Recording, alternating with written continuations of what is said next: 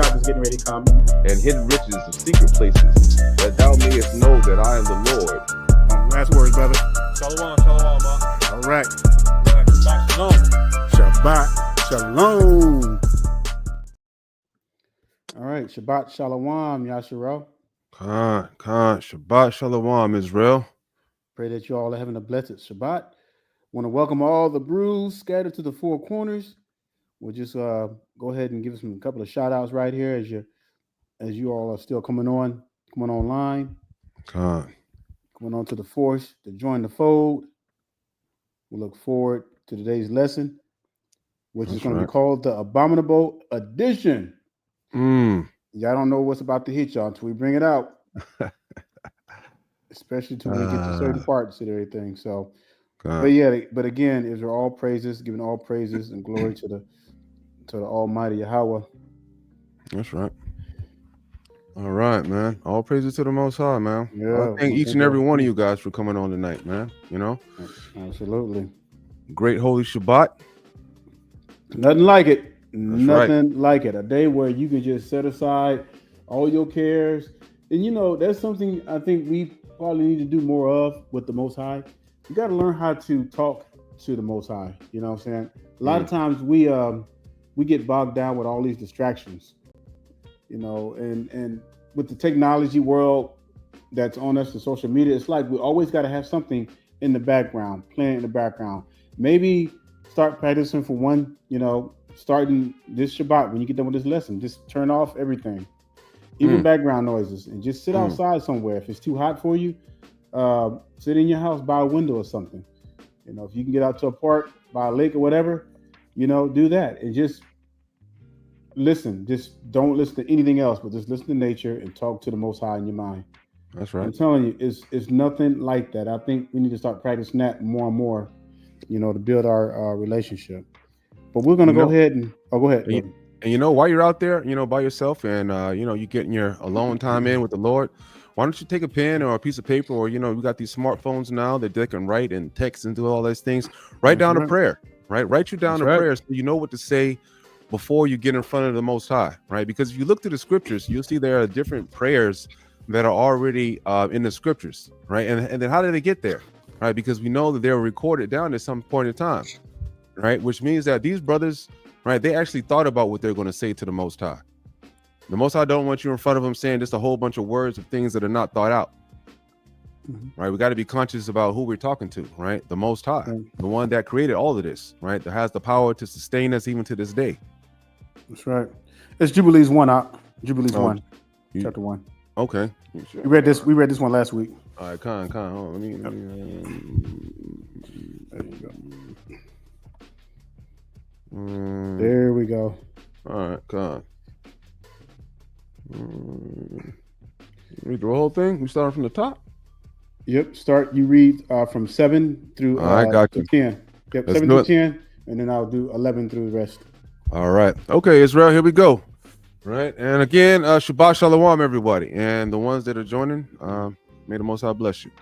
It says, "And do thou write," right? We're in the book of Jubilees, chapter 1. We're starting at verse 7, and it says, "And do thou write for thyself all these words which I declare unto thee this day, for I know their rebellion and their stiff neck, before I bring them into the land of which I swear to their fathers, to Abraham and to Isaac and to Jacob, saying, Unto your seed will I give a land flowing with milk and honey.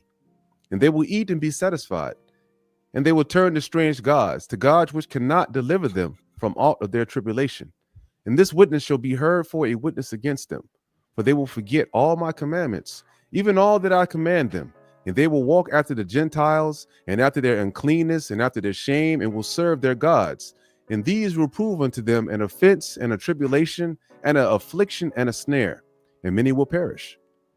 And they will be taken captive and will fall into the hands of the enemy, because they have forsaken my ordinances and my commandments and the festivals of my covenant and my Sabbaths and my holy place, which I have hallowed for myself in their midst, and my tabernacle and my sanctuary, which I have hallowed for myself in the midst of the land, that I should set my name upon it, and that it should dwell there.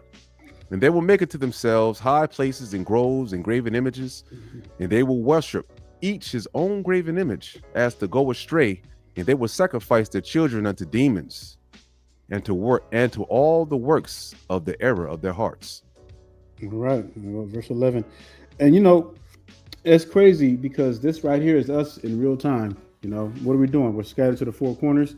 What are people doing? They're worshiping all these idols in wood and stone, all these religions. Verse 11, and I will send witness unto them, that I may witness against them, but they will not hear, and will slay the witnesses also, and they will persecute those who seek the law. This is why keeping the law is not popular amongst our people. And they will abrogate and change everything so as to work evil before my eyes. All right, abrogate and change everything. In other words, they'll find every kind of device to use to try to manipulate the Most High and change His word. Verse 12, and I will hide my face from them, and I will deliver them into the hand of the Gentiles for captivity and for prey and for devouring. And you look at this, captivity and for prey and for devouring. That's like a triple whammy right there, y'all. Because what's happening right now with our people, anybody can kill us and pretty much get away with it. Damn nearly get away with it. Anybody can do anything unto us and keep doing it over and over. And nobody really says anything or care. And I will remove them from the midst of the land, and I will scatter them amongst the Gentiles. All right. And they will forget all my law and all my commandments and all my judgments, and will go astray as to new moons and Shabbats and festivals and Jubilees and ordinances. You can't even get our people.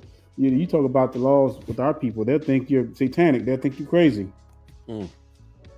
After this, they will turn to me from amongst the Gentiles with all their heart and with all their soul and with all their strength and with all I gather them from amongst all the Gentiles. Man, that seems like 1,000 years away.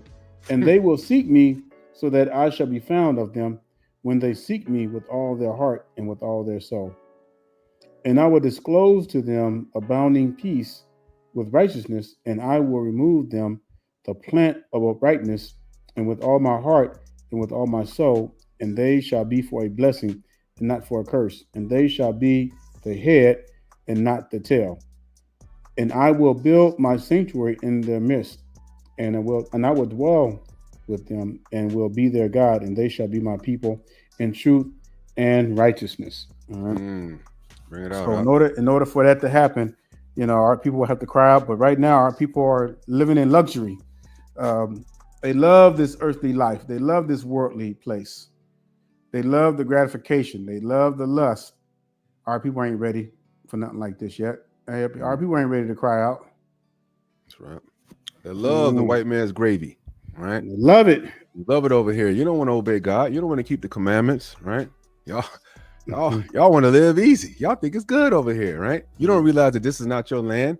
You got to pay taxes on everything. You don't own nothing over here. And any given time, they feel like they can just come take it away. Exactly. Right?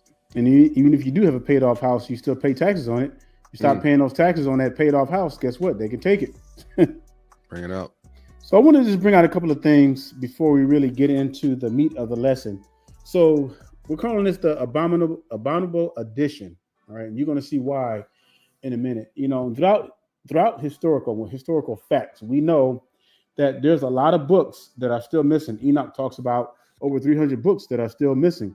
There are a lot of books that we've had that the heathens have, decided to keep away from us, and what have you.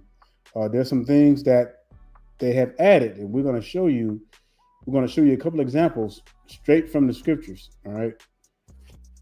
On some of the things that they've added, but I wanted to read this first because, we want to lay the foundation how our people always tend to make, throughout their generations have always made pacts with their enemies, even unto this very day. What are we doing? We all up in Congress, trying to, using our own people to try to keep our own people down, lost. I mean, it's crazy from every avenue, from Pastor Pork Chops to the black politicians, you name it, puppeteers. And the end goal is to keep our people ignorant and keep our people from serving and keeping the laws the Almighty Yahweh. So let's just start with when you get some downtime, just take the time to read chapters 1 and 2 because it kind of goes into detail what's going on. I'll start with verse 10. And brother, man, if you feel like you want to jump in, man, just jump in anytime. All right, hold on 1 second, right? Before you do start, hey, Israel, just like always, right? I want to reiterate that it is of the utmost importance that we must obey God and we must keep those commandments, because that is one of the main things that will allow the Spirit to flow through you and allow you to see falsehoods within the scriptures or, within anything that's presented to us that we know is not of the Most High. Exactly. Okay. Yes. We got to do our due diligence and we have to do research and understand where these certain doctrines come from and where certain scripts and paragraphs come from. Right. If we know it doesn't line up with the basis of what the scriptures teach, we have to investigate that. Right. We have to see what is going on and make sure that this is really part of the word of the Lord. All right. And then without further ado, I'm going to turn it back over to Brother Daniel. Facts. And we can't stress this enough, Yasharel. Got to keep the laws of the Most High. And not only that, but with a sincere heart. Right. Verse 10 of Maccabees chapter 1. And it says, and there came out of them a wicked root, Antioch, surnamed Epiphanes, son of Antiochus, the king, who had been in hostage at Rome, and he reigned in the 137th year of the kingdom of the Greeks. All right, so this was during the time of the Greeks. It says, in those days went there out of Israel wicked men who persuaded many, saying, let us go and make a covenant with the heathen that are round about us. Now, first of all, why would you want to make a pact with your enemies? Enemies that you had to drive out at one time, enemies that the Most High killed for you, had drowned in the sea for you. You know what I'm saying? It says, for since we departed from them, we have had much sorrow. Now, why is it that, and even today, like when you think about people coming together, the first thing they say is, well, what about the white people? What about the heathens? It's like our people can't live without their enemies for some reason. It's like a sickness. All right. That the moment they leave, oh my, everything's going to be all bad. We got to be amongst these heathens in order to be safe, in order to be pure wickedness. God. Man, in those days went out there out of Israel wicked men, read that again, who persuaded many, saying, let us go and make a covenant with the heathen that are round about us. For since we departed from them, we have had much sorrow. That's just straight up wickedness. So this device pleased them well. All right, pleased who? Or pleased these puppeteers. Says, then certain of the people were so afraid herein that they went to the king, who gave them license to do after the ordinance of the heathens. And what's so bad? Because the people always suffer. You have these leaders that are in Israel, and they represent the whole people, and they go do stuff like this. You hurt everybody. You know what I'm saying? You hurt everybody. And just like we're in the wilderness, just a few knuckleheads complaining, man, it caused us to wander for 40 years. It was only, according to the scriptures, it was only like an 11-day journey. That's not right. Not even that if they would have kept straight through. 11 days. It took these jokers 40 years.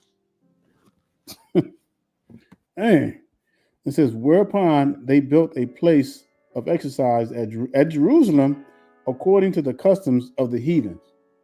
How you gonna let the heathens set up in the Holy Land where the Most High have driven out the old Canaanites of old to give that land that was promised to the seed of Abraham? And you're gonna spit in the Most High's face by setting up customs and holidays to honor the Greeks' gods. One thing I want to point out, right, where it talks about verse 14. Now, it's not a bad thing to exercise, right? Even though they were setting up a place to exercise, but it was the way that the Greeks had exercised back in those days, right? They exercised butt naked, right? They was out there in the gyms and they were exercising butt booty naked. Now, we know according to the scriptures that it is a sin to look on the nakedness upon your father, upon your mother, upon your, and anyone that's of your kin. So that alone in itself, right, was wickedness. And this is why the scriptures say in verse 13, Then certain of the people were so forward herein. And what does that mean? Right? Forward in the scriptures, when it talks about, that's also is talking about like sexual activity, right? Doing things that are not conducive to the law, statutes, and commandments, right? Trying to reach beyond into the depths of wickedness. And so they went into the king, who gave them license to do after the ordinances of the heathen. Now we know that in 2nd Ezra, right, 6 and 54 on down, we know that what the Lord says, that the heathen are accounted as spittle, less than nothing, right? They don't even amount to the dust on the scale. Isaiah, right? The scriptures say over and over again, do not copy the ways of the heathen. Do not attempt to follow after the ways of these other nations. But time and time again, you look at our people, right? We just can't seem to get this, we can't seem to get this under control. Even in today's world, right? Even today, when you look at America and then you look at the nations that we inhabit, though sparsely, right? Like we said, we got 40 million here in America, but look how long it took, right? I mean, what's slavery, right? Slavery, how long ago is slavery, right? Roughly not even 100 years ago, right? Now, we came out of two-parent households, right? And then we were, close-knit families, even coming out through the worst times of persecution. Now, right, look at us. We just do nothing but follow down the heathen. Now we have more homosexuals in our, homosexuals in our community, right? Things that are stuff that, we were not known of doing back in those days, right? That this was something that Black people used to vehemently protest against. But now, right, you got homosexuals running rampant in the community. You got soul boys, you got molesters, you got all kinds of stuff that's going on now in the Black community that we did not do before. But why? Right? It's why? It's because we're in the land of heathen. If you look through our history of Israel, besides the time that the Most High had decided to revenge Shem in his land, as we went through and we got to Israel and we committed tons of genocide, but that's because the Hamites was not supposed to own that land at a particular time, right? So the Most High, he was getting them back because they had dwelled in the land of Shem when they weren't supposed to, right? So past that time right there, we just look and we see what? We see that the Most High fought for the people when we were locked up in Egypt, right? We see that the Most High was the one that rained down the 10 plagues and killed everyone, right? Moses defeated the whole army with a stick, with the power of the Most High behind him. So it's not the same, right? We're not supposed to follow the ways of the heathen at all, right? Anytime we know that we got a heathen's hand in anything about history, we need to investigate it and we need to search thoroughly to make sure that it's not rooted in falsehood. Job 9:24, envy not the way of the oppressor. All right. And so when you read in 1 Maccabees, this is the reason why I wanted to bring this out, to show you that this is not the only time. Throughout our people's history, certain leaders have always made pacts with the enemy, even though Solomon asked for wisdom, but that wisdom got out of control because he failed to he failed to abide by the ways of the Most High. So what did he do? He got all these women, started accepting their gods, and then what happens when you accept other heathens' gods? You start to compromise. So when you read this last verse in 14, it says, whereupon they built a place for exercise at Jerusalem according to the customs of the Greek. Not only were they doing these Greco wrestlings butt naked, but guess what? These Greeks are bringing their gods with them, because they call upon these gods when they do their little sports and stuff like that. So what do you think was being set up out there in that place? So when you compromise with evil, when you compromise with wickedness, you're opening up a can of worms. All right. Yep. And then, when that happens, then things get changed. And that's when we start to fall from grace and we go right into captivity. It happens every time. And then guess what? When we go into captivity, some of our scriptures gets changed because why? Now we're taking on customs and of other languages. And now we're so, we'd like 100, 200 years in deep of captivity. And we don't even know our own language anymore. We have no idea what our language sounds like. All right. We've lost everything because of wickedness. And now the heathens, they can come in and slowly change some of the scripts, add little stuff in here and there. But let me tell you what they did with the images. All right. Go to Maccabees, 1 Maccabees chapter 3. And let's look at verse 48. What did it say right here? It said, and laid open the book of the law. What is the book of the law? It's the Torah. And laid open the book of the law, wherein the heathen had sought to paint the likeness of their images. So what does that mean? What does that tell you? That tells you that we had Israelite artists who knew how to paint and draw, and all these faces were Negro looking people with beards, afros, braids, cornrows. All right. So what did the heathen come do? They came and looked, and they saw all these black images. They're like, oh, hell no. Well, we got to put our images up in there. You see how it changes gradually. And now you fast forward today, the whole world believes that the so-called Jesus is white. All the disciples are white. Moses is white. You see what I'm saying? Go ahead, brother. You about to say something?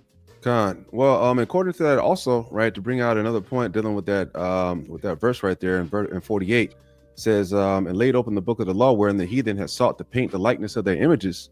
Right. We gotta think about this, right? The jealousy has always been against Israel from time one, right? You know, everybody wants a God. Everybody wants to be cared for because, right, they don't like to read Romans and sees that, you know, it's just okay. How about this, right?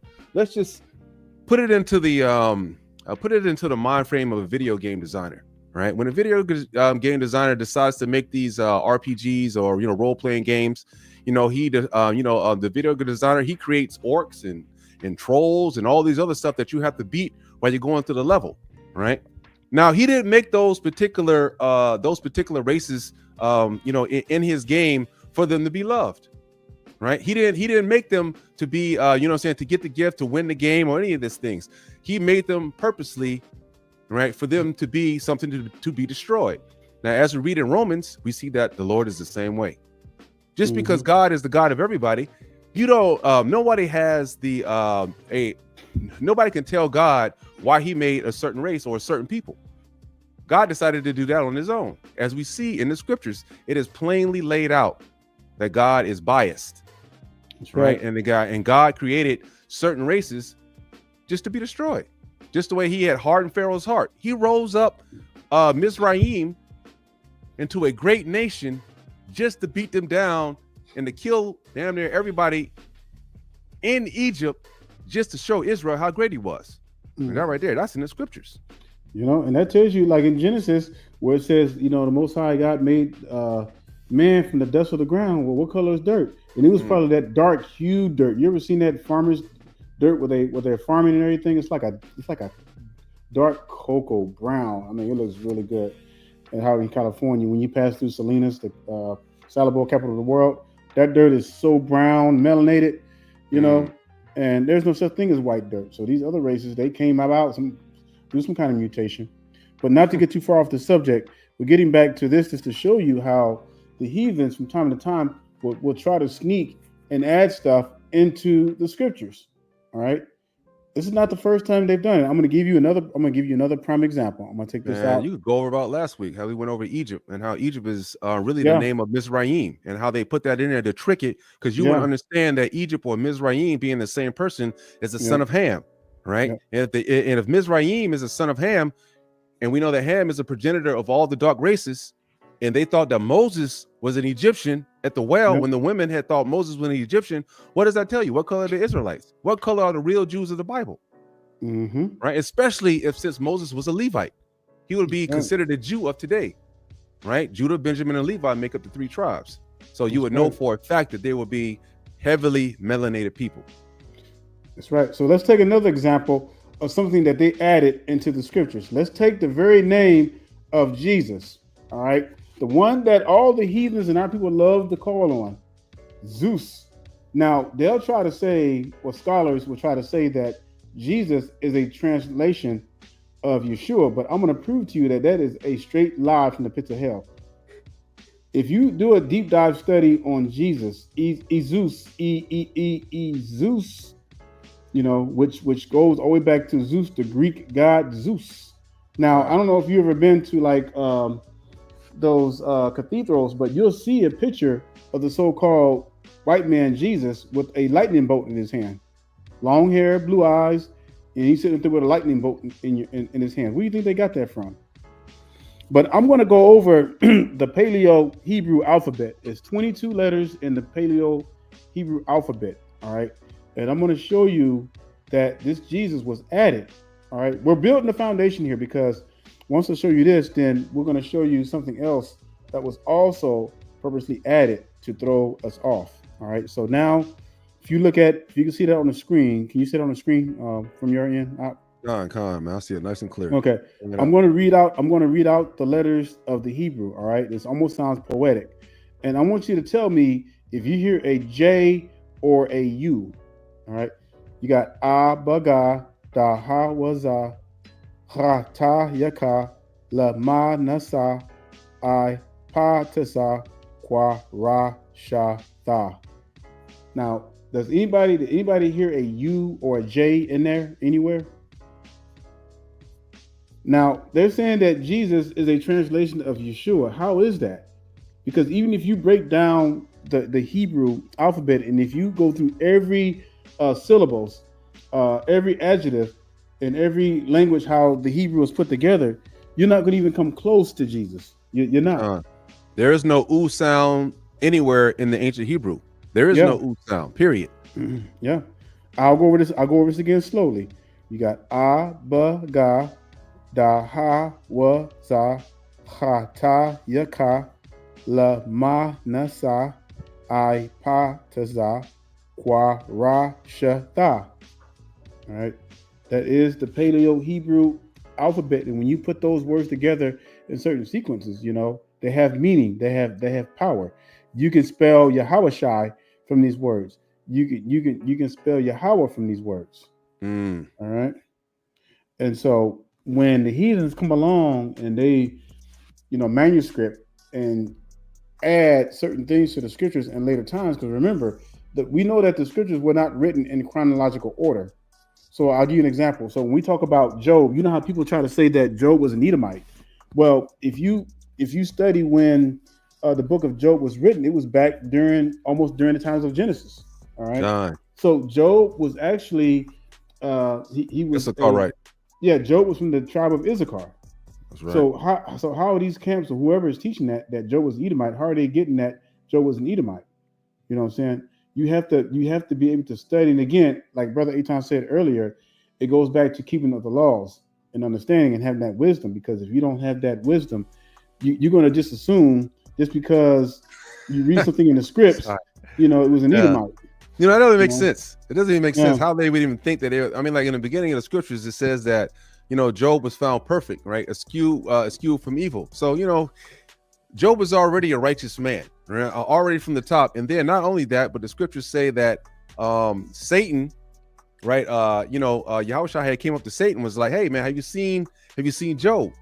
Now, why would the Lord be paying attention to any heathen? Right. And then why would you have never seen a scripture where the Lord has a hedge of protection around these heathens? Right. So it doesn't make any sense for Job to be an Edomite.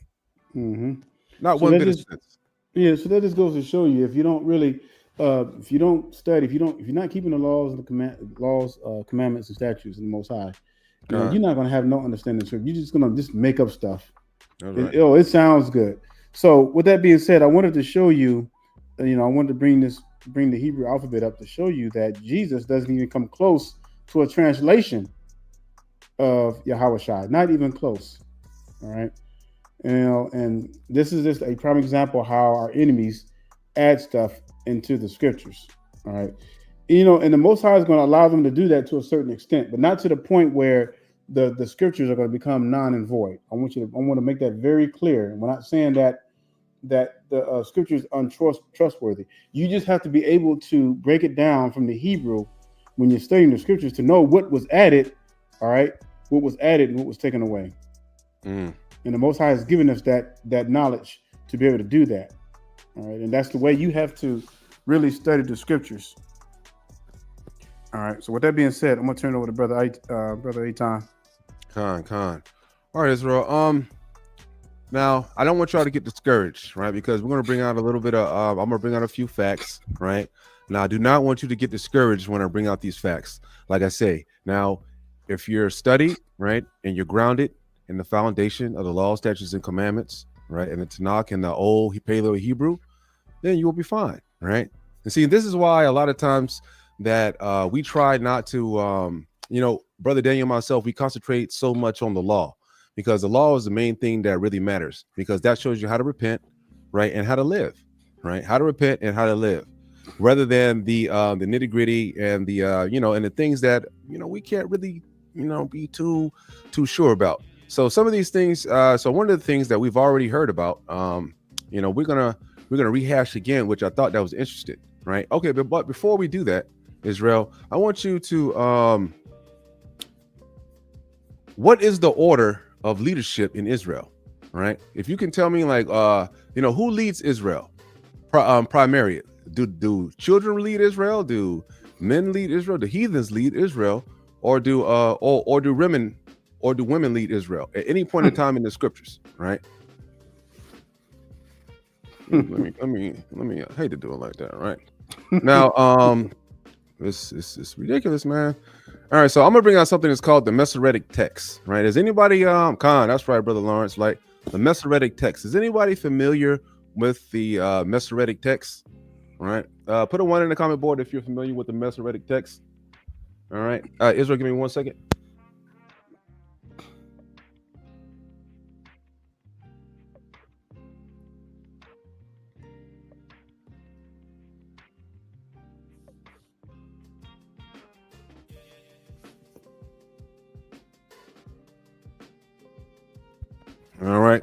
All right, 2. Okay, so you haven't heard of the Masoretic text.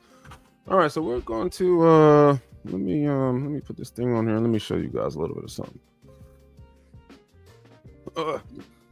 Yeah, not too many people have really heard of that one too. Oh, okay. All right, so let's go pull up we'll pull up the Wikipedia version, right? So, okay, the Masoretic text, right, is an authoritative Hebrew and Aramaic text of 24 books of the Hebrew Bible, right, the Tanakh. Now, however, right, we cannot recover the Tanakh, the original Hebrew text, right? And I'll show you, right? It cannot, I'll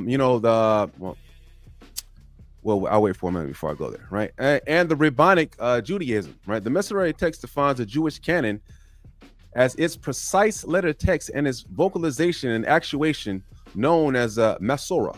Referring to the Masoretic text, Masorah specifically means diacritic markings of the text of the Jewish scriptures and the concise marginal notes in manuscripts and later printings of the Tanakh, which note textual details, usually about the precise spelling of the words, right? It's primarily copied, edited, and distributed by a group of Jews known as the Masoretes. Now, I want y'all to pay attention right here.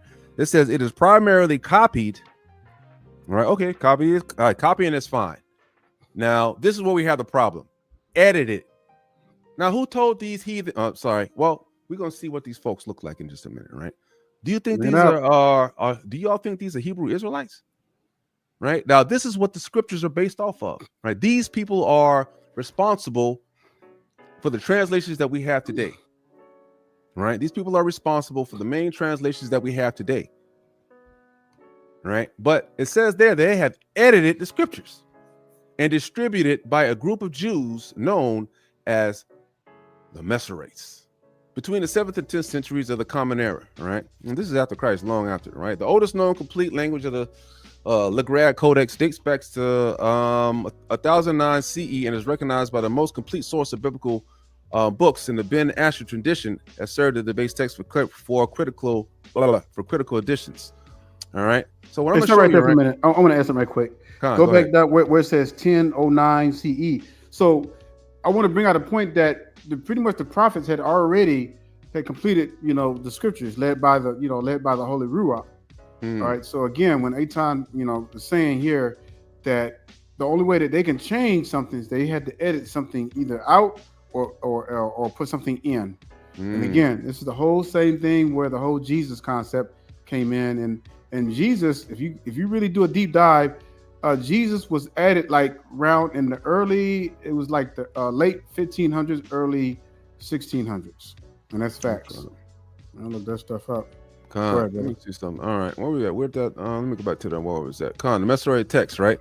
So I'm gonna type up here, make sure. I think it should state, right? We're gonna write. Who are the authors, right?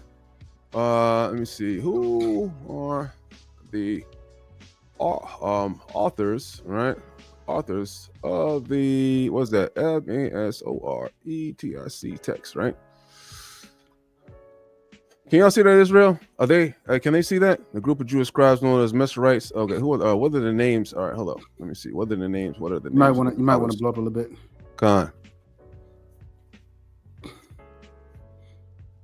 Here, you can do this right here. There you go.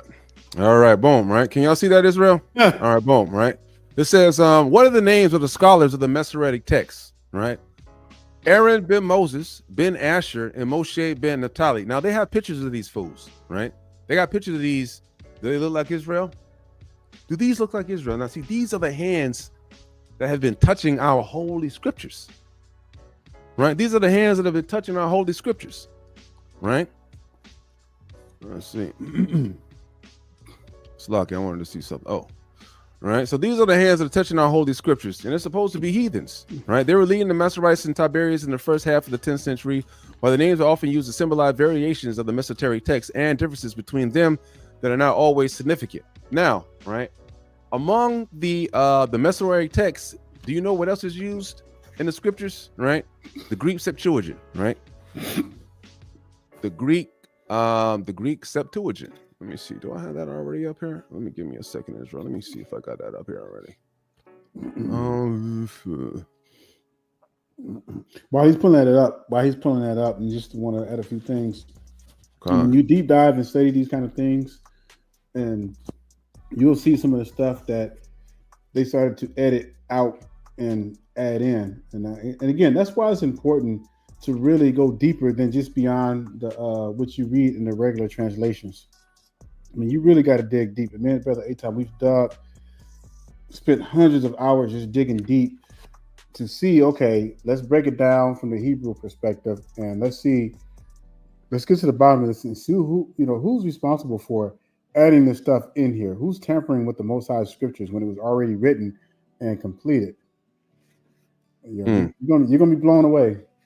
Now, this is why I said I don't want you guys to be discouraged, right? Because we see that our future, it is still in the hands of the Most High, right? But we have these, we have these heathens that have gotten their grubby grips on our laws, statutes, and commandments, right? On our book of history, on our book of promises, right? This is why we call the lesson the Abominable Addition. Fits perfectly. All right. So it says, what are the names of the scholars of the Septuagint? It says the names of some of the prominent scholars associated with the Septuagint include Ptolemy, Philadelphus, right? What the world? Look at the right hand side, Israel. Can y'all see that, or do I need to blow that up for you? Let me see. I might blow it up two more. All right, boom. Right? Does that look like Israel to the right hand corner as we see? No, right?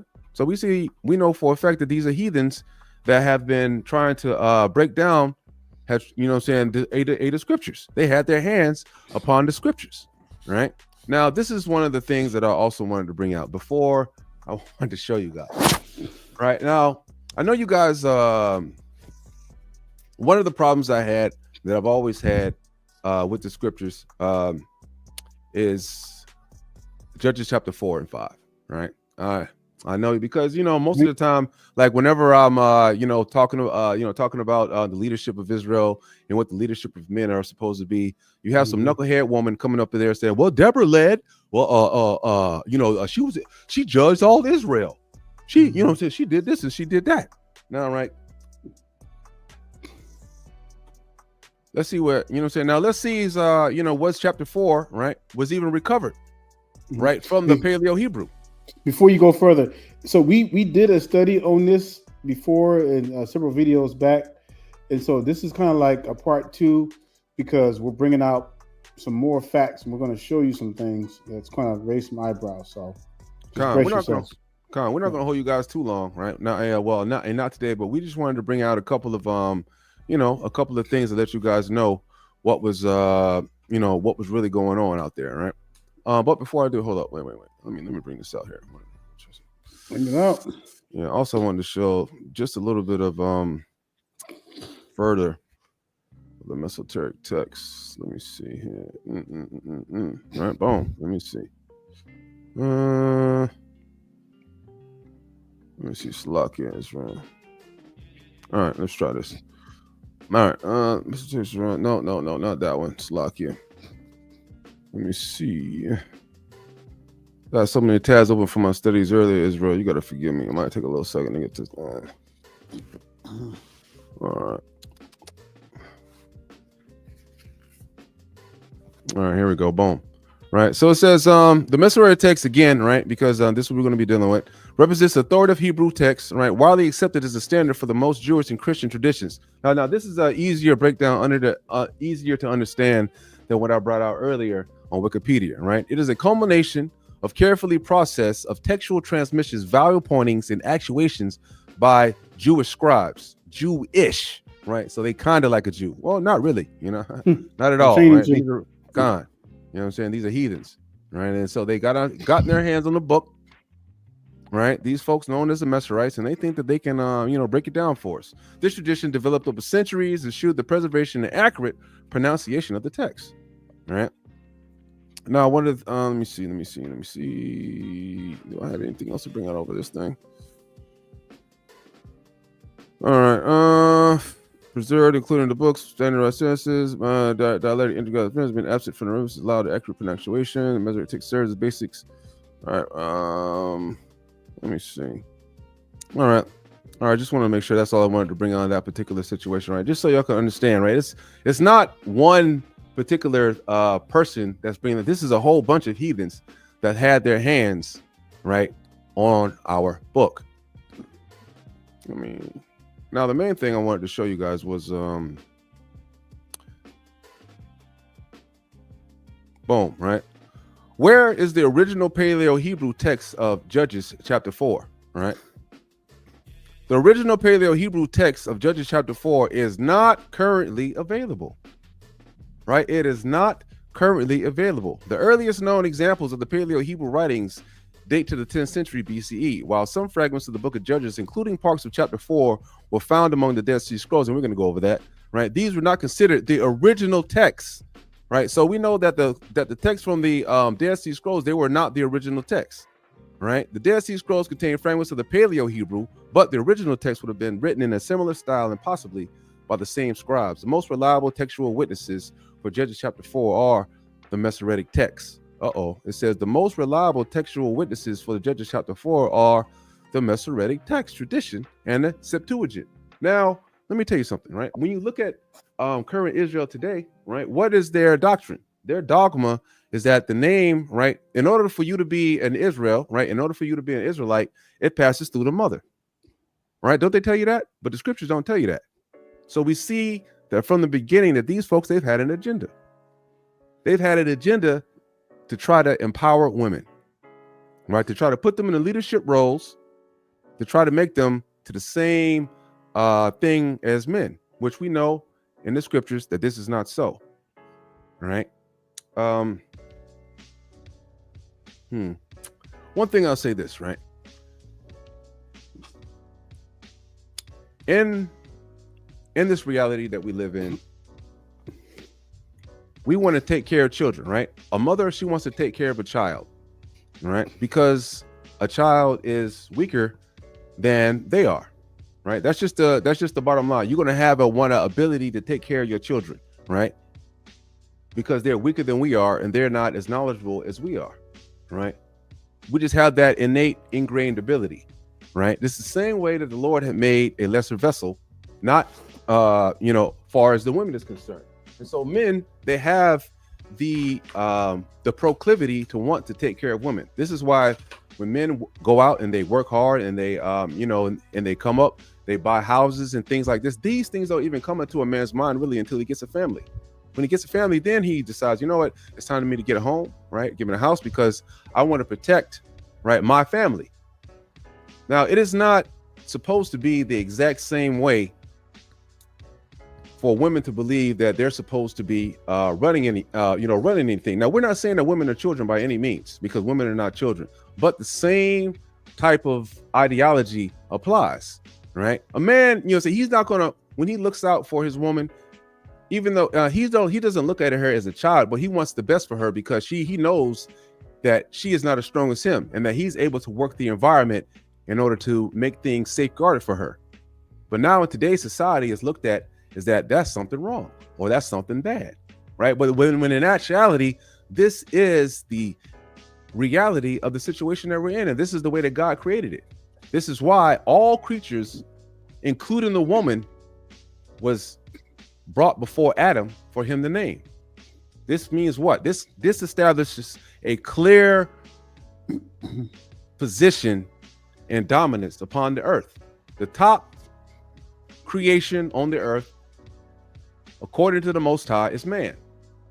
Right? Now, I'm not saying that we don't need women, because we definitely need women, right? We need women to procreate and to be our helpmate, right? And to and to keep with us company and keep us through the day, right? Especially you brothers know that if you got you a good woman out there that understand that she's supposed to support you, and that her dreams are your dreams, hey, right, you're going to get far in life, right? You're going to make it. You're not going to have any, you're going to have a less situation of hard times when you're dealing with that, right? So the reason why I wanted to bring this out, right, and I'm not trying to talk bad about the sisters or try to take away with that, but we know that this is not biblically accurate, right? This is why it says the Paleo-Hebrew text of Genesis chapter 4 is not currently available. So where did they get this from, right?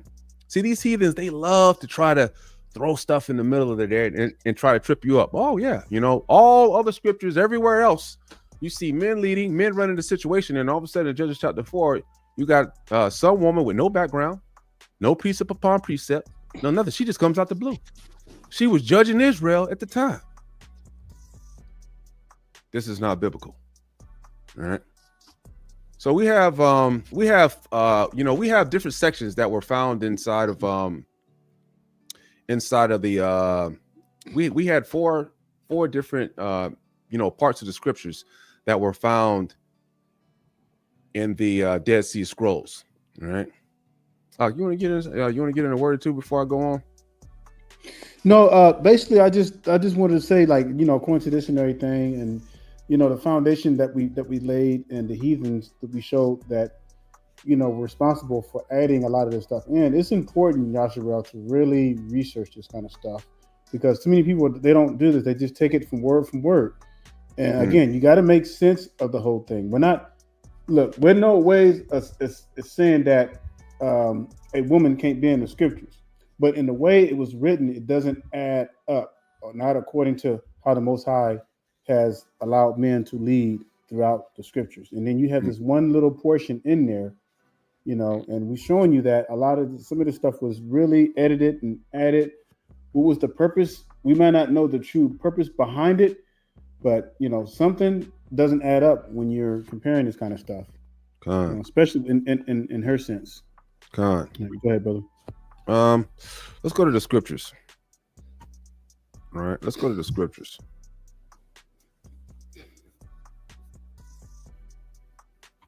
All right. Now we're gonna go over Jubilees chapter 4, and I want to point out some weird things, right? Bring it out. We're gonna skip on down, right? Which I thought that was weird, right? You know what I'm saying? Because this is some exactly right. This is some confusion, right? Some things that are not lining up, and normally when we go to the scriptures, the way we make sure that things are in there, like the scripture says, right? Precept upon precept, line upon line, here a little, there a little, right? So it says, hold on, let's go to okay, boom. Now we know that and the Lord discomforted Sisera and all his chariots and all his host with the edge of the sword before Barak, so that Sisera lighted down off his chariot and fled away on his feet. Now the thing that I want to notice that amongst the judges, I think it's Hebrews 11:26. Hold on, let me make sure, or 26:11. Let me make sure. Slakia Israel. I can't remember which one it is off the top of my head. Let me see. I think it's 11:26 though, if I'm not mistaken. Let me see. No, 26:11. That must be. Oh, oops. What is it? 26.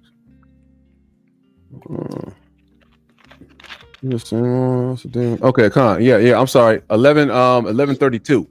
Right, and it says, "And what shall I say more? For the time will fail me to tell of Gideon." Who is Gideon? A judge. Right. Gideon was a judge of Israel, and Barak, who was another judge, and Samson, a judge, Jeff, another judge, David, a judge, Samuel, a judge. Right. All of these that we're mentioning in the scriptures in the New Testament. Right. These are all judges. Right, these are all judges of Israel right here. But its weird part is because where it says Barak right here is being labeled as a judge, right? This is a part where it should have said Deborah, but it doesn't. All right, and there's one of your many inconsistencies right there. Let's bring it out, Doc. Come on, so let's go back to Judges chapter 4 and let's read something. Let's see, because we saw there's only a few scriptures were actually added. I mean, there's only a few scriptures that was actually pulled. That was actually pulled from the Dead Sea Scrolls. All right, so let me pull this on. I can't see. All right, what we got? Let me read down here, right? And I want y'all to really pay attention to this story, right? And as we're reading it, I want y'all to tell me if y'all notice anything that just seems weird, right? It says, "And the Lord discomfited Caesarea and all his chariots and all the host with the edge of the sword before Barak, so that Caesarea lighted down off his chariot and fled all the way on his feet. But Barak pursued after his chariots, right? And after the host unto Harosheth of the Gentiles," right? So they're in the land of the Gentiles.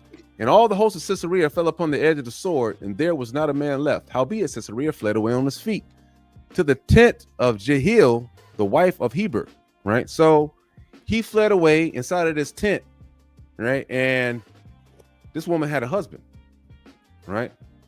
Heber of the Kenite. And there was peace between Jabin the king of Hazor and the house of Heber the Kenite, right? So we know what, right?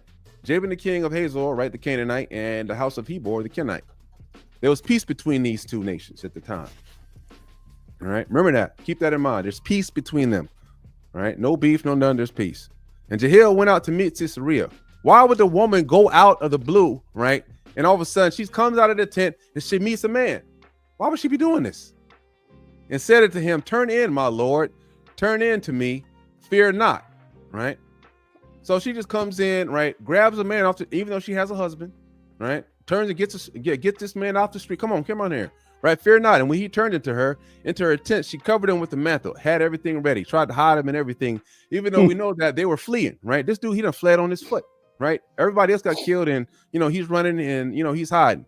And he says, "And he said unto her, Give me, I pray thee, a little water to drink, for I am thirsty. And she opened a bottle of milk and gave him to drink and covered him.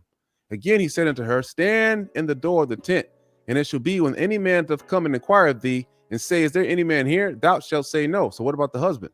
She gonna tell her husband, no, don't come in the camp, don't come into the tent, or this this strange man is up in there, right? This is weird. "Then Jehiel, Heber's wife, took a nail of the tent and took a hammer in her hand and went softly unto him and smote the nail into his temple and fastened it into the ground, for he was fast asleep and weary, so he died." Okay, so let me get it straight now. You done seen your whole squad get demolished, right? You done took off running on your feet, and now you're hiding in this tent with this man's wife, right? And you're gonna fall asleep in the midst of the war? Are you kidding me? Who falls asleep with the army of God after them? Facts. Even if you were heathen, you're gonna be scared to death. All of a sudden, he fell asleep, so he died, right? So all of a sudden he fell asleep, right, and he died, right? The woman, now remember that there was peace between these two nations. Why in the world would Jill all of a sudden kill this man when they had peace among the nations? This don't seem to make sense, right? This seems to be something that was made up by the heathen. I'm just saying, right? "And behold, Barak pursued Caesarea. Jamar came to meet him, said unto him, Come, and I will show thee the man that thou seekest. And when he came into her tent, behold, Caesarea lay dead with the nail of his temple. And God subdued on that day Jabin the king of Canaan, Therefore, the children of Israel and the hand of the children of Israel prospered and prevailed against Jabin, the king of Canaan, and they had destroyed him. Right. So a heathen killed this month. You know what I'm saying? So a heathen killed the dude. It's not really in the hand. I mean, how did Israel win this really? And the heathen killed him. Right. Out of the blue, they were peaceful, and then all of a sudden she just, she just drove the thing through his head. I mean, like what? I mean, like you got to think about this, right? It takes a large, set up kahunas to kill somebody, unless you just some murderer. I mean, like, is she some kind of serial killer that's running around in the land that she just all of a sudden she just knows? Let me get this stake and a hammer and let me just kill this man. Where did that come from? You know what I'm saying? I mean, I'm serious. Like, you have to get a certain amount of to to want to try to hurt somebody in that matter, right? Especially you got peace between the nations. No husband, all of a sudden, where the husband at? She had one. All of a sudden, he gone. The man that fell asleep and all this other stuff. This stuff does not make sense. Now let's go over to chapter 5, right? Chapter 5 is a totally different story. Remember, now here, he gave him some milk and he fell down and went to sleep. And all of a sudden, she hit the, she busted him in the head with the, with the spike. And right? Pay attention to the language of that, because according to what this is saying, that old boy, he fell asleep and she took a dagger, whatever, to his head. So that means that he wasn't supposed to wake back up, right? He should have been dead, according to that script. But wait until you see the other story, which is crazy. Same thing. God, right? So we got to question these things, right? I didn't even talk about Judges chapter 5, but this is just something else. It says, now remember, we're talking about a heathen. It says, blessed above all women, Jehiel, the wife of Heber, the Canaanite be. What? Blessed above all women, Jael, the wife of the Heber, the Canaanite be. Blessed shall she be above all women in the tent. Okay, when in the world did the Lord stop blessing heathens? You got to break it down. Somebody has got to show me when are heathen women all of a sudden blessed above all the. What about the Israelite women? She blessed all above them, right? We can show you because we can show you exactly how the Most High said he hate all the nations. God, are you gonna bless the heathen above all? It says he asked water and she gave him milk. She brought forth butter in a lordish dish. Right. She put her hand on the nail and her right hand to the workman's hammer. Right. And with the hammer she smote Sisera. She smote off his head. What? So all of a sudden now she cutting off his head when she had pierced and stricken through his temples. And at her feet he bowed. He fell. He lay down. At her feet he bowed. He fell. Where he bowed, there he fell down dead. Hey, okay, hold on now. In the other scriptures, it said that he was laying on the ground. He fell asleep. What's going on? What is going on here? See, these heathens have an objective, right? They have an agenda, right? To try to feminize the men of the Lord. There's never been any time in history when a woman has led the children of Israel. Exactly, never. Right? This is an abominable addition, right? Just as the title suggests, right? These things we have to understand, Israel, right? Now, I'm not trying to, because women have an important part to play, right? But their part to play is not leadership on any means amongst the children of Israel. What does this do? This causes confusion. This causes absolute confusion and folly, right? And then we see, right? We got these, pale folks, right? Because you can't blink around the pink, right? These folks, what's going on, right?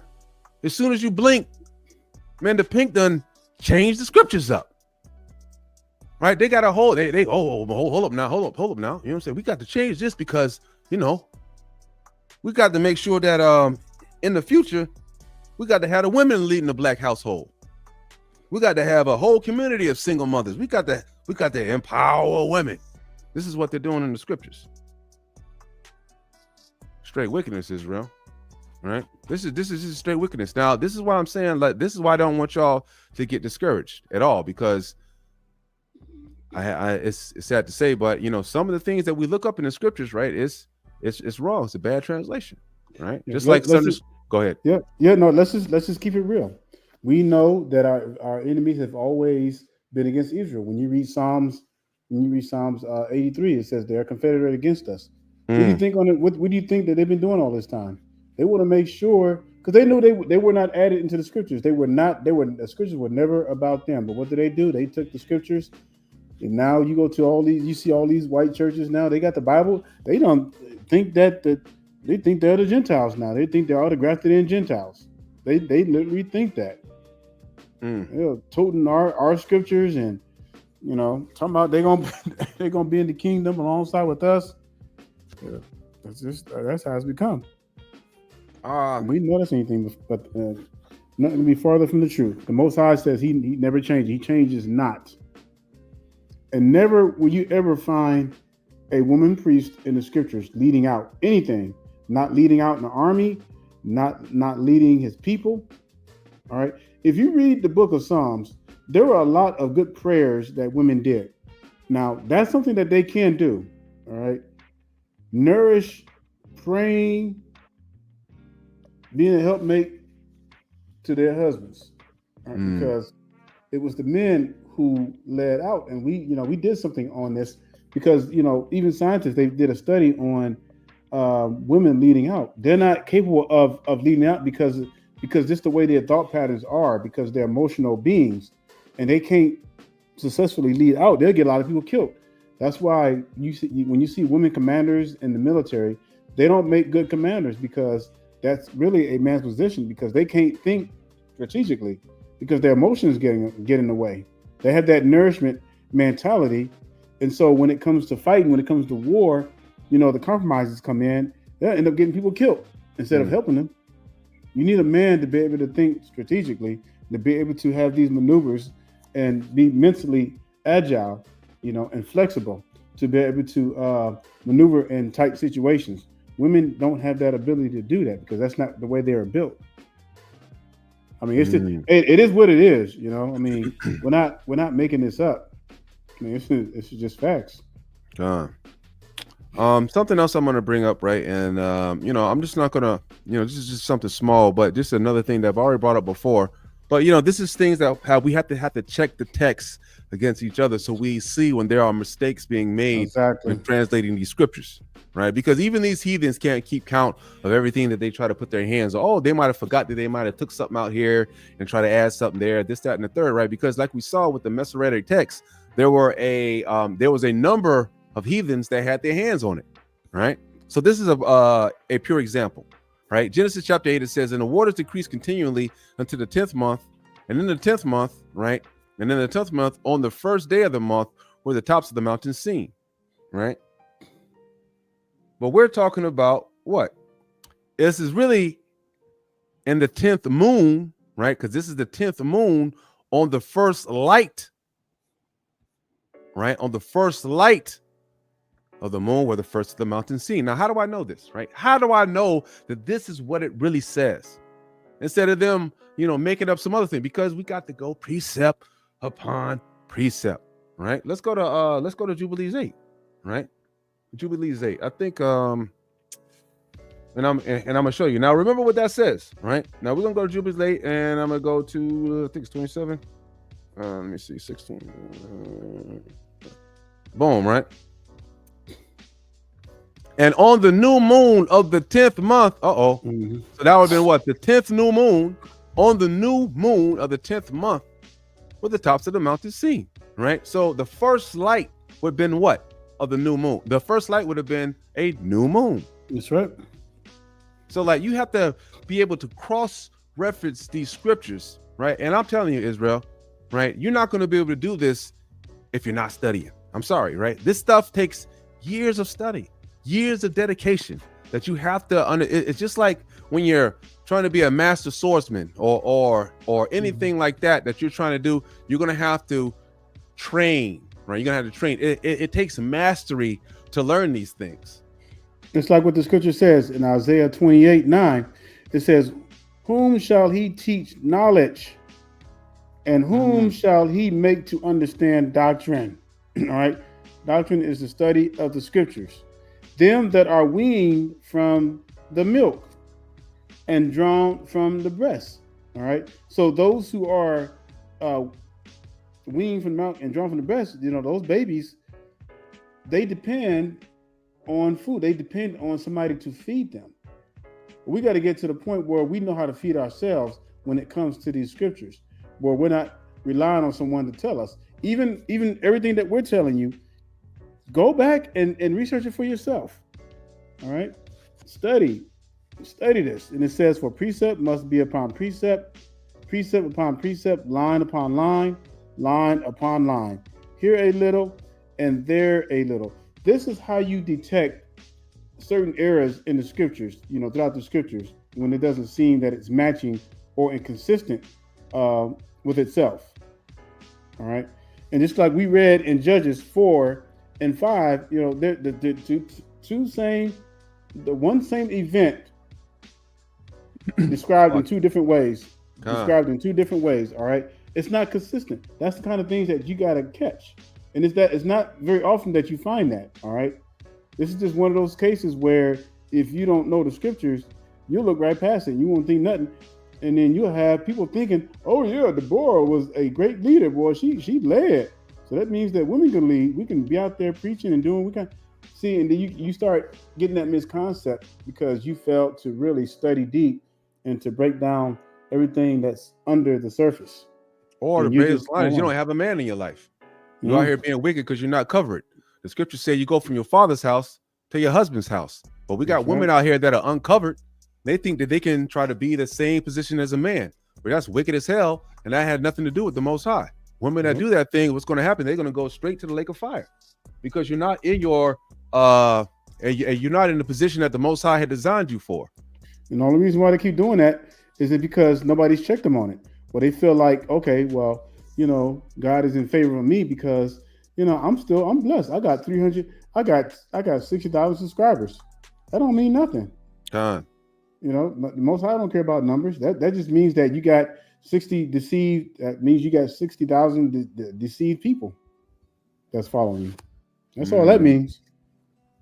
Now, I don't want to, I don't want to go too hard, but I'm gonna bring out this right here, right? So we see that, just for effect, right? And this is why, it is very important for the sisters to have a covering. And also, right, whenever we do bring out these scriptures, like Brother Daniel was saying, we want the brothers, you brothers, right? I want y'all to research it and break it down, and research what we have given you so you get the full understanding.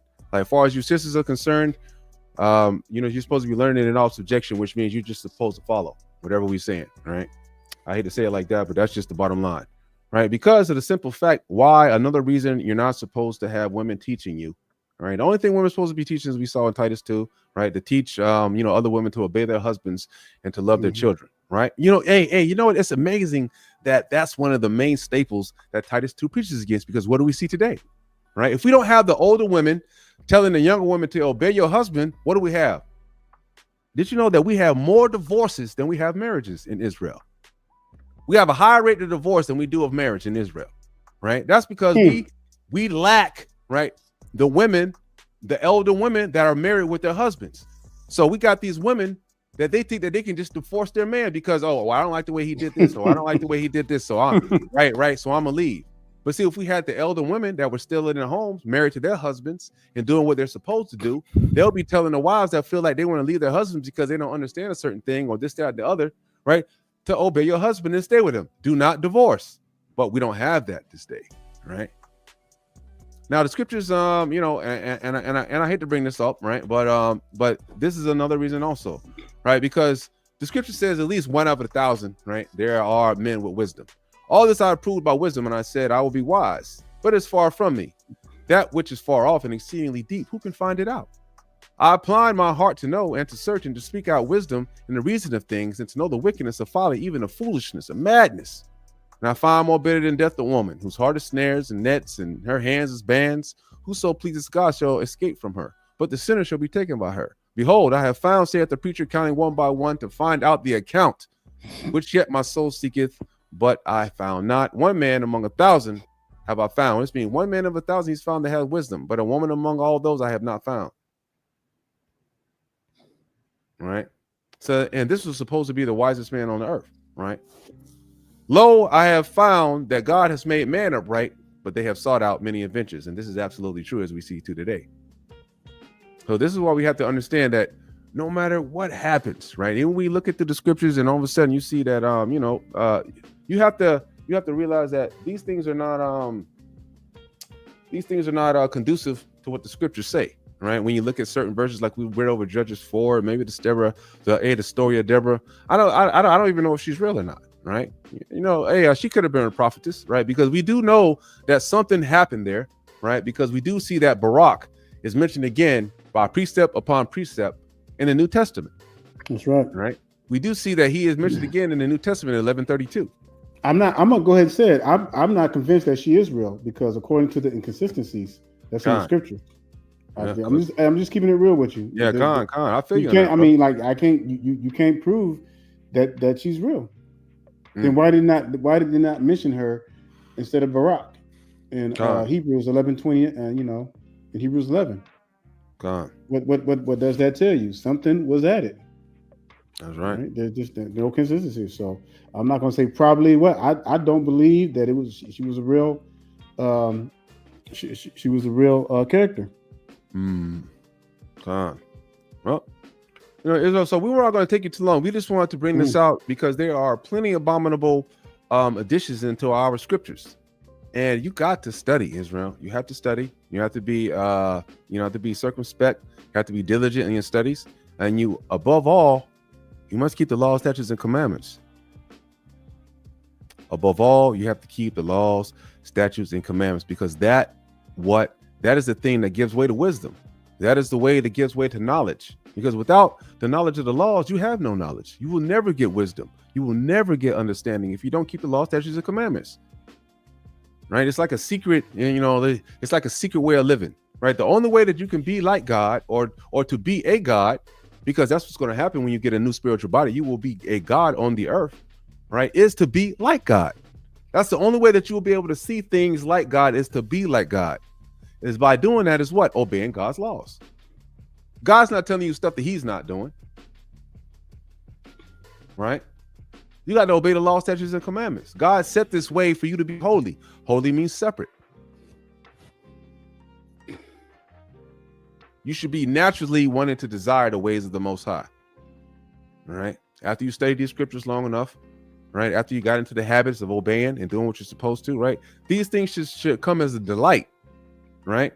Sisters, right? They should have a delight to want to find a man that keeps the law, statutes, and commandments, and they want to, be by him, want to serve him, want to do the things they're supposed to. Not looking for, back and forth arguments and all of this other nonsense and madness. Right, because brothers are not trying to put up with that.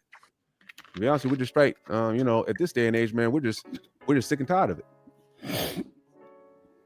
Right. So altogether, we have to be circumspect in what we're reading. Right. You got to study years upon years. Right. I mean, like, there are so many things that we could bring out into the scriptures, man. As far as studies as goes between my brother, so myself and brother Daniel.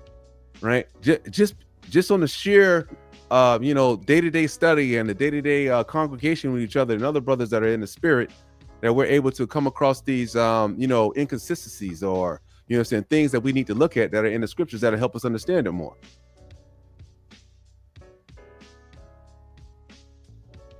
That's right. All right, Israel. I don't have anything else really too much for us today. Other than that, we just wanted to bring that out, and that will help everybody, to come closer to God, is actually, really paying attention to the scriptures, really keeping the law, statutes, and commandments, so you can get in that spiritual realm, so your spirit can get right, so you can tell the difference between falsehood and what's reality. And if you don't, it's going to get worse, because it's like our people have become so laxadative. They don't want to. It's like they would rather listen to someone else and not even just go back and test the spirits and try to find it for themselves. And that's why so much confusion is happening amongst our people. But you have to, it takes work. It takes work. It takes brain power and work to search through those scriptures. A lot of folks don't want to do that. They rather just have it given to them. Like it says in Isaiah, people still want to be breastfed. They still want the milk. They don't want the meat. And this is what we're giving you. We're giving you the meat. We're giving you, there might be some that might be a little upset, but don't get upset, at the messengers, because we're just giving it to you straight from what it's showing. There's a lot of inconsistencies. All right, and we showed you that, these men who are responsible for the translations. So again, that doesn't make the scriptures null and void. It just means that you have to know how to decipher, all right, what was added, all right, what was taken out and what was added. So, and that's what it really boils down to. That's when your swordsmanship is going to come into work. It says some women think that Yah calls them to do certain things like being leaders and etc. Yeah, Sean, just like we went over earlier. And if you brothers or you sisters, come across one of these types of women, right? You guys best believe they're being called from Satan, and they're not being called from God to do such things, right? So you keep yourself far away from these folks, right? Keep your souls clean, right? Unblemished, and stay away from anybody that's trying to perpetrate evil that that the scriptures are against. See, even you sisters should be circumspect and be aware even of their own sisters that you hang around, right? Because even Proverbs 31, right? What does Proverbs 31 tell you? Hold on, let me put this. Oops, Locky. Right. So what does Proverbs 31 tell you? Proverbs 31 already tells you that a good woman is hard to find.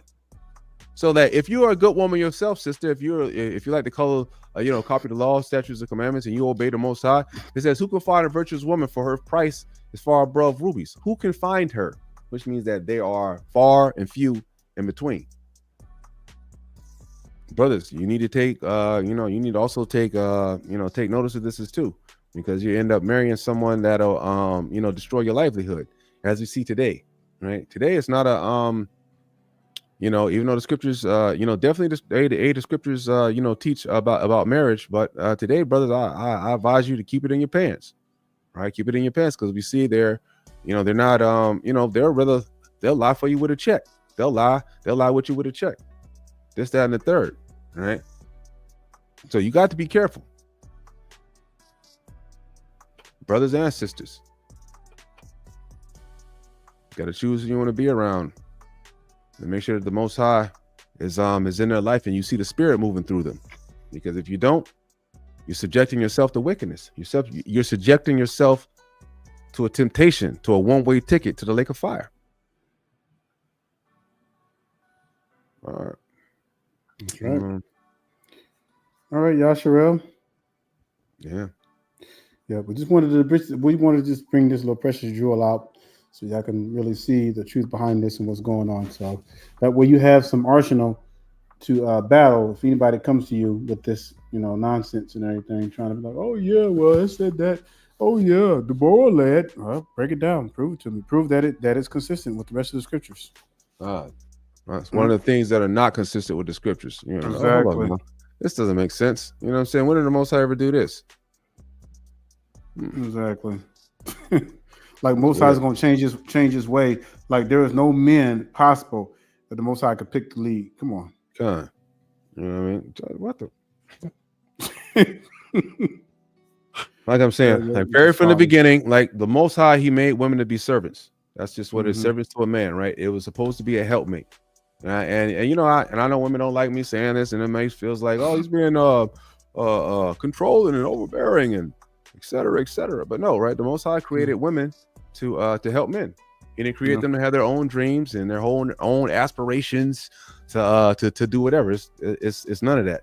He created them to help to forward the advancement of men's aspirations. That's why you go from your father's house to your mother's house, right? Men aren't for sale in the scriptures. You didn't sell men to wives for 50 shekels. Women were for sale for 50 shekels. It's crazy. Like in this day and age now, where women, especially the whole feminist movement, it's like if a simp, you get a simp that says, "Oh yeah, man, we need to treat all the women like queens." Man, you'll have every woman out there cheering like crazy. But then when a man says, "Hey, man, masculinity, is what rules," and the woman is supposed to follow, man, they'll be deemed as a demonic force. That's the way it's looked at right now. Masculinity is looked at as something bad, demonic, while feminism, simping is looked at, oh man, that's great, and that's what a lot of women look for, is they look for simps. They look for something that they can easily control without any pushback. And unfortunately, I had to say it, but a lot of the, especially younger generation of men, are like that because guess who they were raised by? Yeah, and when I hear these young men talking these days, they sound just like the women. I mean, it's unbelievable. I'm like, bro, you sound like a woman. Emotions, everything, the hand gestures and all the snapping of the head, rolling of the eyes. I mean, pay attention to the way some of these young men talk these days. You'll see the same mannerisms. Stuff is crazy. Just like, for example, Ray, I know this is more like secular than anything. I know that what's that dude name? It's like a football player, a young brother, right? He just now signed a big contract or whatever it was, with the NFL.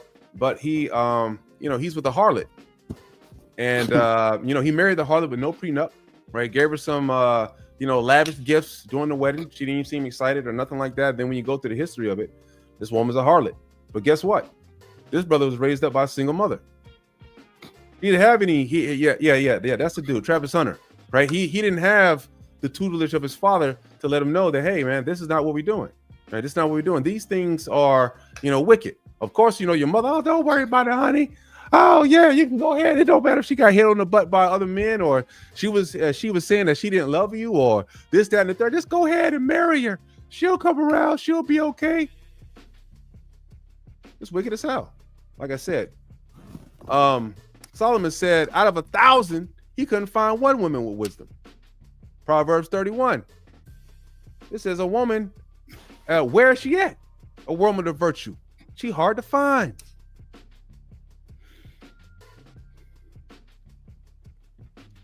Isaiah chapter 4, I could just go on and on. And I hate to say this like this, but Israel's going to be a lot more women going to hell than it is men. That's just the bottom line. I hate to say it like that, especially we see how today is. This today ought to tell you off the top how things are. As soon as you give, women some type of, freedom, that you don't lay down the law with them and be stern with women. What do we see? It's just like the scriptures in Sirach said. They're looking for every arrow to sit down on.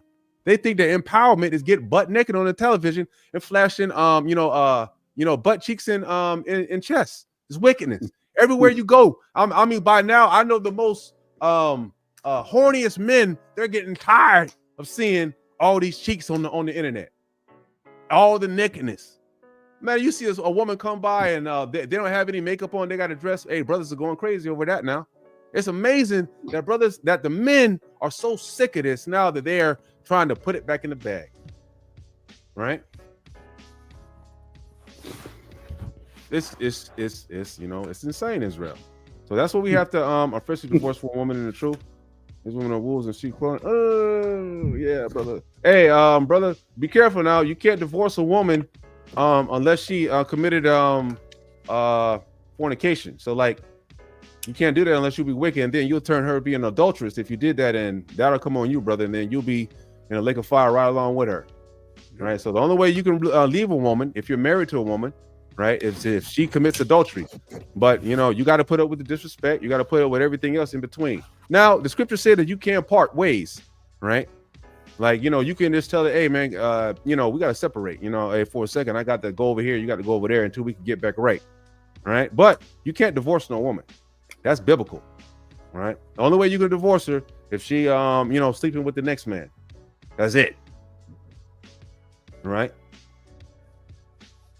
All right, so you can tell her to go back her ways or do whatever. That's another thing too. Don't get the state involved when you're getting married. That's the stupidest thing you can do, right? You don't do that. You don't get the state involved when you get married. Get these wicked ass women an opportunity to try to get you for all you're worth, right? Because we men, all right, you know how hard we work to try to build up our build up ourselves as we grow up. We work hard. Nobody gives a care about men. Period. Whatever problems you're going through or whatever the situation it is. This is why it's important to keep the law, statutes, and commandments and stay close to God. Because when you stay close to God, it doesn't matter what your problems are. You got somebody to turn to, right? Somebody that'll help you guide you through the situations, because you'll be able to get in these scriptures and then get the knowledge that you need to navigate whatever situation that you're going through. That's why it's important, right? It's not the same with women, right, man? You see a woman on the street and all of a sudden somebody's hitting her or yelling at her, and then you got saying Captain Save him he'll come out the blue. Don't even know that this woman is a whore, or whatever whatever the case may be, and then he'll be putting his life on the line. You mean Captain Saberho? Yeah, God, right? I'll try to avoid that. God, right? But we have that today, so it's real. It's not the same, right? But the one good thing that I will say that I noticed about today is that the sisters are starting to really finally, I wouldn't say finally, but they're starting to understand, right? Oh, well, we're not protected and all this. No, back in the day, we didn't have any problem protecting women because we knew that they weren't whores and they weren't out there sleeping with every Tom, Dick, and Harry. Most of them were virgins. Most of them were, they had dresses on. They act nice. They had their real hair. They didn't have a ton of makeup. They didn't have them bat wing eyelashes and long nails and all of that stuff. They didn't have none of that stuff. You said right? bat wing. They just didn't. So, it was easy for a man to try to, try to help them out. But these days, it's not the same, right? These days, men are getting the picture. Hey, man, you hear some stupidness online. Oh, we don't need men. And we don't. Hey, but when something happens to you, you in trouble, you want to call the police, you're going to want a man to show up, but you don't need men, right? You want something fixed, you're going to need a man. You're going to need this, you're going to need that, you're going to need whatever the case may be. Most of this stuff, right? I'll say 99% of everything that we see right now in the West has been thought about men. That's just the way it is. So whenever you see some of this foolishness that you're out in the streets, pay no attention to it, right? Stay rooted, stay grounded in the law, statutes, and commandments, and the word of the Lord, and he will navigate you, right? He will navigate you through all the times, through all the hard times that you might go through, just like the way he did Job. Right? He had his own woman coming against him, all kinds of stuff that was going on, right? Job was questioning the Lord. Sure, he was, Lord, man, why, Lord, if I've been righteous this whole time, why are you punishing me so? Why are you bringing me up just to put me down? What is going on?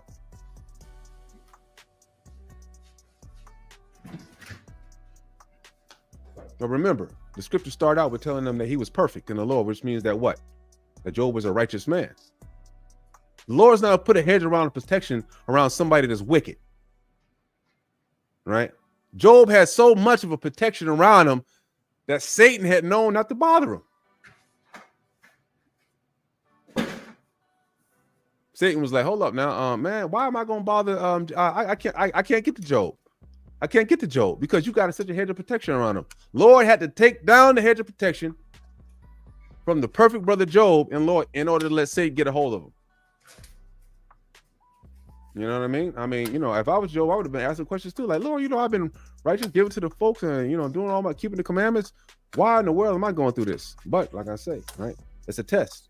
Everybody has a test in their life, all right? But I guarantee you, when it comes upon you, you better be able to pass it. Don't falter. Don't fail, right, man? You got some woman up there, a baby mama coming up to you and trying to get with you or whatever. Hey, brother, man, that might be your test right there. Don't fall short of the glory of God. The scripture said we all fall short of the glory of God. Don't make a habit of it. You make a habit of it, guess where you going? Going the same place the heathen going, to the lake of fire, right? Into the void, to the abyss. But I think I got the point. God. I think I got the point, know what it is. But with that being said, hey, we can be beating this dead horse forever. We can sit there for hours beating this dead horse. Oh, that's right. I will. Yep. But when it comes to doing it, that's where the rubber meets the road. But all right, Israel. Well, we're not gonna keep you long. We're gonna bid you unless Brother Aton got something. No, I said, brother, I'm gone. All right. We're gonna bid you a hearty Shabbat Shalom. And stay strong, Israel. Stay strong.